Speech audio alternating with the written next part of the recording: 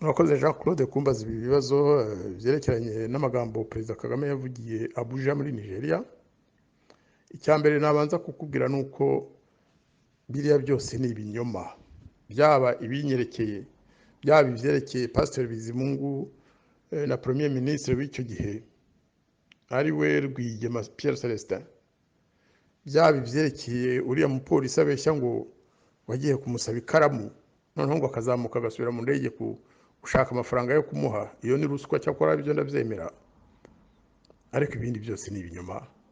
Biragaragaza uburakari bukomeye cyane, biragaragaza ubuswa n'uburere buke, kuko kubona perezida w'igihugu ajya imbere ya bagenzi be b'abanyacyubahiro agatangira kujajwa, kubeshya babibona ko ajajwa, akambije impanga, yaturatuye.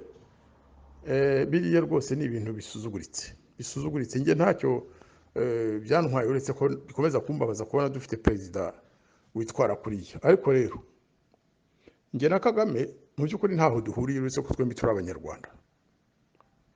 Kagame kuva yabaho ni kuriya yari ameze, iyo bakiri n'umwana, kuko abamumenye akiri muto amateka ye bagiye bayatubwira. Hari umusaza Imana imwakire wabamenye kuva kera, wabafashije muri Uganda, wabasabiye imfashanyo, wagerageje no kubashakira amashuri, uretse ko Kagame we byanze ahari. Wigeze kumbwira ati buriya muhungu niko yamwitaga, ati ni kuriya yari ameze kuva kera akiri na muto, niyo kamere ye. Atakiri muto afite imyaka nka 13 14 yaratahukaga avuye kubunga, yagera mu rugo agakubita ababyeyi be, cyane cyane papa wamubyaraga. Ati yarahageraga bagasa n'abahunga. Ni umuco afite kuva kera wo kurakara, wo gushaka kwigira Imana mbese no kubamubyaye. Ariko ibyo sinabigarukaho cyane kuko nibyo mu muryango, uretse ko nabibwiwe n'umuntu bari bafitanye isano kandi w'umunyacyubahiro utarapfaga kuvuga ibintu byose abonye. Nabaye nk'ubyemera mu by'ukuri, cyane cyane ndebye n'imyifatire ye, aho amaze kugerera mu Rwanda, aho abereye vice perezida, aho abereye perezida w'igihugu, ibyo yakoze byose. Kuvuga rero ngo nge yaba yarantutse yarambeshyeye ntacyo bimbwiye, nirinda no kubigarukaho cyane, kuko inshingano ye icyo ashaka kugeraho ni kimwe, ni ukundangaza no kurangaza abo dukorana bose, kugira ngo bagire impungenge, wenda bagire ubwoba, ibikorwa twari turimo dukora bihagarare. Nge rero ndababwiye Banyarwanda, nshuti bavandimwe, ntabwo ari amagambo ya Perezida Kagame anteye impungenge na busa, kuko icyambere ibyo avuga si ukuri. Iyo biba ukuri haba harabaye urubanza nkaruburana, nta rubanza rwigeze rubaho. Mwibuke neza ko hari abandi bagiye bahunga mu gihugu, bagahunga bakurikiranyweho ibyaha binyuranye, bakabakurikirana bakababuranya badahari, bakabacira imanza. Nge ntako ntagize kugira ngo urwo rubanza rube kuva muri 1994, kuko bari bamaze kubivuga aho mpungiye. Nta rubanza bashobora gushinga kuko ibyo bavuga ntabwo byari byarigeze bibaho. Ikindi rero, niyo byaba byarabayeho bakanshira urubanza, hari amategeko avuga ukuntu umuntu ahanwa. Umuntu ntahanwa na disikuru za perezida. Disikuru za Perezida Kagame zo murazimenyereye. Yigeze kuntukira i Kigali imbere y'abana rwose, yigiza nkana ngo harya ngo yitwane ngo wa wundi ngo umuntu wari uharavuga ngo ndagije Imana, ngo yes ngo ndagije Imana. Kagame yaranyibagiwe koko, umuntu twakoranye amanama ngahe turi muri guverinoma twembi. Ese afite Alzheimer? Nge nkeka ko atari Alzheimer, ko ari ukwiraza i Nyanza kugira ngo abantu bakeke ko ari ibintu spontane, kandi aba yaje yabiteguye. No muri Abuja mwumvise ko atavuze izina ryanjye, azi impamvu.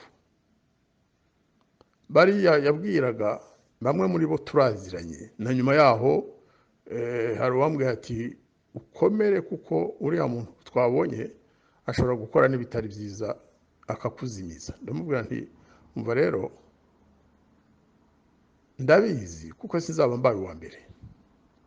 Mubwira muri make abantu bakoranye na Kagame akiri no mu ishyamba yishe kandi bari inkoramutima ze, bamwe baranamutegekaga mu mirimo yari afite.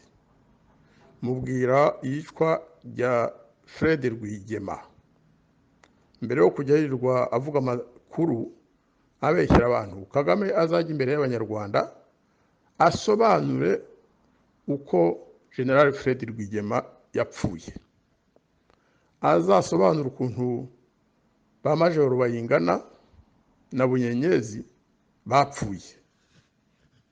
Narangiza akomeze avuge abandi basirikare bo hejuru bo muri FPR yishe abaziza gusa urugomo n'ubugome n'urwango no gutinya ko hari uwamuca imbere. Muherutse kumva amagambo yavuze asobanura ukuntu n'impamvu yatumye yica umuvandimwe wacu Seth Sendashonga, ngo yarenze umurongo utukura. Ese umurongo utukura Seth Sendashonga yaba yararenze uruta imirongo itukura Kagame arenga buri munsi yica abanyarwanda ni uwuhe? Ayo magambo none yari yarayavuze yishimira ko Colonel Karegeya Patrick yapfuye, abwira abategetsi bo mu gihugu ngo ntimukajye muhakana, ngo murabihakanira iki se, ngo we bikorwa n'abanyamahanga, ngo ntabwo byari kuba byiza. Yishimira ko umuntu bakoranye, umuntu wari inkoramutima ye yishwe, yanizwe, agapfira ishyanga. Akora n'ibishoboka byose kugira ngo Patrick Karegeya atazashyingurwa mu cyubahiro mu gihugu yabayemo igihe kirekire cya Uganda. Mukecuru wa Karegeya ntako atagize, Perezida Kagame aramwangira. Ikindi benshi batajya bamenya, navuze mu kanya ababyeyi, Perezida Kagame ku mwami Kigeli wa gatanu Ndahindurwa navuga ko yari nk'umwana we, ariko kigera muri Amerika, Dr. Rudasingwa ari ambasaderi Washington, bigeze kujya kureba umwami, niba binyibwiriye ntabwo ari amagambo navanye hirya no hino. Agiye kumubwira ngo natahe, ngo bazamuha amafaranga, bazamuha amazu, bazamuha iki. Kigeli aramubwira ati mwana rero igihe cyanjye cyo gutaha ntikiragera. Amubwira ibyo bagomba kuzuza kugira ngo Kigeli abashe gutaha. Kagame na Rudasingwa barahava, bageze i Kigali. Kagame afata ijambo atuka Kigeli, asa n'uvuga akoresha ijambo rijya kumera nk'iryo yakoresheje igihe cya Kikwete, avuga ko uwo mwami w'umushenzi se ngo yirata ngo arashaka kuba umwami, ngo azaze nk'abandi banyarwanda, ngo agiye mu mirima asange abandi. Urumva rero umuntu wifata gutyo, umuntu umeze nka nyirarume cyangwa mubyara we cyangwa bari bafite icyo bahuriyeho mu miryango yabo, yagera kuri Ndagijimana akavuga iki? Mujye mumenya ko njye na Kagame dufitanye inzigo ikomeye cyane. Hari ibyabaye mu Rwanda igihe yari impari, ngize Imana sindenye umurongo utukura, nazabibabwira mu nyandiko kugira ngo bimenyekane. Ariko rero inzigo ikomeye cyane buriya ngo dufitanye ni igitabo nanditse mvuga ko Paul Kagame yatanze abatutsi b'ibitambo. Kiriya gitabo nacyanditse maze hafi umwaka ntekereza, najya kugisohora abantu bakambwira bati kiriya gitabo kiragukoraho. Ariko kubera ko nari nzi ko kirimo ukuri kugaragaza ibyago byabaye ku Rwanda, bigeze aho ndavuga nti nintagisohora imiryango y'abahohotewe muri 1994 bakicwa bakamburwa ubuzima bazira ibyo Paul Kagame yakoze, avuga ko abo batutsi niyo bapfa baba babaye igitambo ko we ntacyo bimubwiye, icyo ashaka ari gufata ubutegetsi. Naracyanditse ndagisohora. Kuva uwo munsi rero nanjye ngo narenze umurongo utukura, kandi birumvikana. Nyuma yaho nagiye nagaragaza ko umwanzi wa mbere w'abatutsi n'abahutu n'abatwa, ahubwo abanyarwanda muri rusange, ariko cyane cyane w'abatutsi, nkagaragaza ko ari General Paul Kagame. Sivuga abatutsi bo mu Rwanda gusa, ndavuga n'abatutsi bo muri Kongo, abanyamurenge, ndavuga abatutsi za Masisi, ndavuga abatutsi bo mu Burundi. Abo bose nta kuntu atagize kugira ngo abakoreshe agere ku nshingano ze, yiyitirira ko agiye kubarokora, ko abatutsi benda kumarwa n'abahutu, ko we rero igituma ateye intambara, igituma akoze ibi n'ibi ari ukugira ngo bakize, kandi abaroha abicisha. Ibyo byafunguye abavandimwe bacu b'abatutsi benshi amaso, bamenya icyo abacu bazize. Ntabwo rwose kiriya gitabo kintera ipfunwe, naracyanditse, kandi ntabwo nshobora kuzagira na rimwe mbabazwa nuko ngo naba naravuze ukuri. Hari n'ibindi byinshi rero murabona inkundura turimo mu minsi ishize. Hari impuruza twasohoye mu muryango wa Ibuka Bose Rengera Bose, tugaragaza ko mu Rwanda hari ivanguramoko ridasanzwe rimeze nk'iryo muri Afurika y'Epfo, ahubwo rinarirengeje gukara.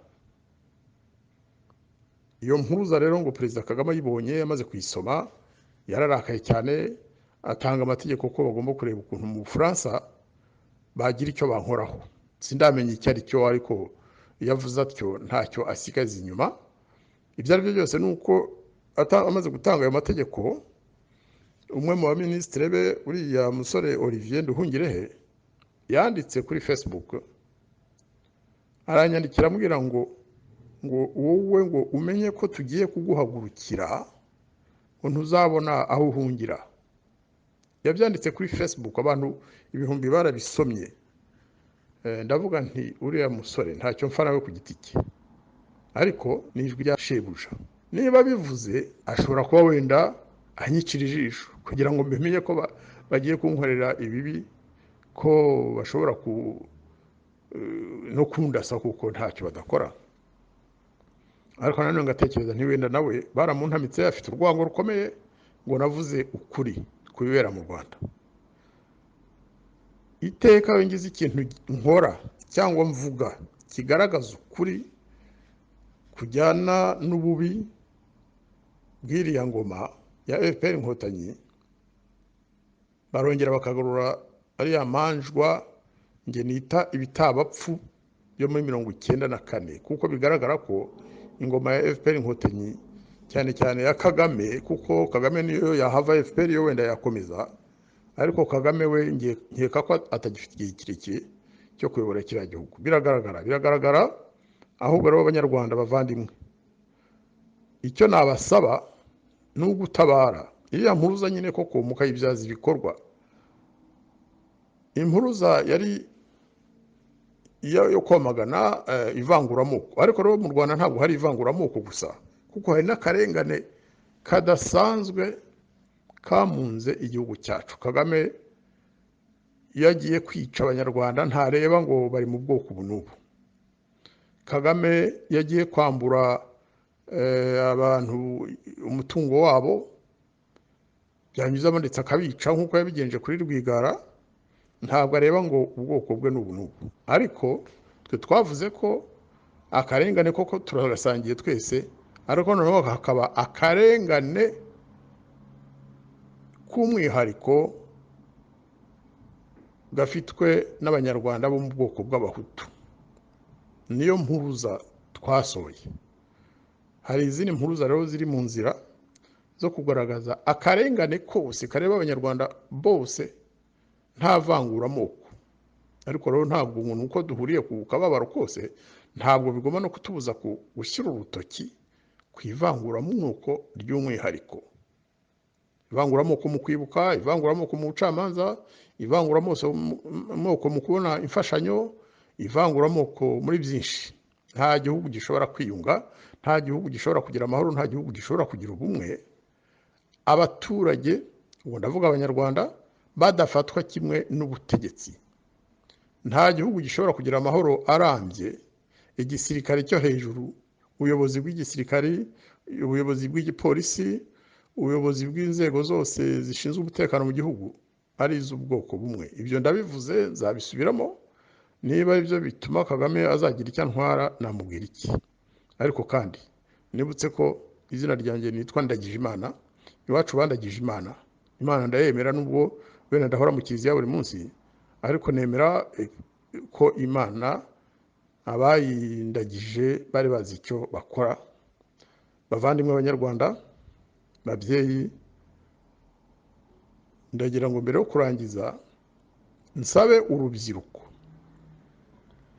urubyiruko rw'abanyarwanda, ari ururi mu Rwanda, ari ururi mu mahanga, rushiruka ubwoba, ruhaguruke rwemye, rubwize Perezida Paul Kagame ukuri, rumubaze ibibazo aho kugira ngo abe ari uzajya ugenda tubeshyera. Rubyiruko, nimumubaze ibibazo, nimumubaze aho yashyize ababyeyi banyu. Namwe babyeyi, bagore yagize abapfakazi, nimuhaguruke mumubaze muti abagabo bacu, ababyaye abana bacu wabishe ubazize iki? Mumujyane mu bucamanza, tumutangatange. Urwo rubanza agenda acira abantu niwe ruzasigaraho, ruzamuzirika rugeraho rumubuza guhumeka. Rubyiruko, nimufate iya mbere, tuzabajya ku ruhande, tuzabigisha amateka, tubabwira amateka, kandi tutugize aho tubogamira, muyamenye, muyabyaze ibintu bishobora gutuma abanyarwanda mu myaka itaha bazahumeka, bakabana neza mu mahoro, bakabana mu cyizere, bakabana nta mushiha. Biriya bitutsi bya perezida wacu bikava mu nzira. Banyamashyaka, namwe mpirimbanyi zo muri sosiyete sivile, icyo nababwira nuko mwafata iriya mpuruza twasohoye mukayigira iyanyu, mukongeraho n'ibindi byose namwe mwagiye mwandika, mugasaba Paul Kagame kuva mu nzira, hakajyaho ubutegetsi buzima bushya, kugira ngo abanyarwanda akababaro kabo kagabanuke, gashire mbese bishobotse. Ubwo ndashaka kuvuga ko mu by'ukuri kiriya gihugu ubutegetsi buriho bugomba guhinduka, kandi tukamenya ko twe tutagomba gukora nk'ibyo ingoma ya Paul Kagame ikora. Ntawe ugomba gusigazwa inyuma. Tugomba kubaka urwunge rurimo abayobozi n'abanyamashyaka bose tuzi batavuga rumwe n'iriya ngoma, sosiyete sivile yose, tukishyira hamwe tukaganira, tukubaka urwunge rwo kugira ngo abanyarwanda bahumeke, abanyarwanda bagire umutekano, ingoma nihinduke, abanyarwanda bahumeke, abanyarwanda bagire umutekano, abanyarwanda basabane.